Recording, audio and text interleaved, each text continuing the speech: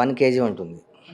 Yes, 1 KG లోపలే ఉంటుంది. మొత్తం మీకు సంబంధించినటువంటి బంగారం ఎంత ఉంటుంది? ఓన్లీ మీకు సంబంధించినటువంటి బంగారం నేను వేసుకునే అంత ఉంటుందండి. అంటే ఎన్ని కేజీలు? ఒక 50 కేజీలు ఉంటుందా? 100 కేజీలు? అంత లేదండి, నేను ఎంతైతే వేసుకోగలనో, ఎంతైతే క్యారేజ్ చేయగలనో అంత ఉంటుంది. అంటే ఒక 10 కేజీలు అనుకోవచ్చు. అంత ఉండదండి. ఎవరైనా ఉన్నా కూడా ఉంది అని చెప్పుకోరు.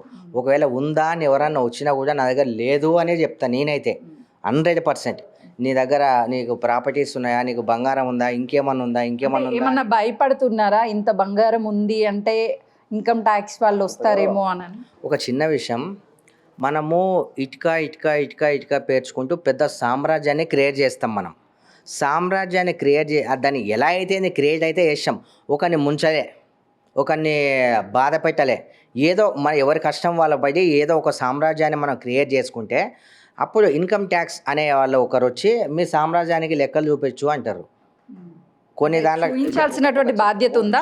చూపించాల్సిన బాధ్యత మనకు ఉంటుంది. 100% మనం చూపించాలి. కానీ ఎంతవరకు మనం చూపించగలగాలో అంతవరకే చూపించాలి. మనం ఎంత వాళ్ళతో మాట్లాడాలో అంతే మాట్లాడాలి. అండ్ ఒక్కొక్కసారి అబద్ధాలు చెప్పాల్సి వస్తే అబద్ధం కూడా చెప్పాలి, పర్వాలేదండి. ఇప్పుడు ఎంతో కష్టపడి సంపాదించుకుంది అది ఫ్రీగా పట్టుకెళ్ళిపోతుంటే మనం ఏదో మూతవరి కోసం పోయి లేకపోతే ఎవరినో నమ్మించడానికి పోయి మనం పోగొట్టుకోలేం కదా. పోగొట్టుకుంటామా చెప్పండి?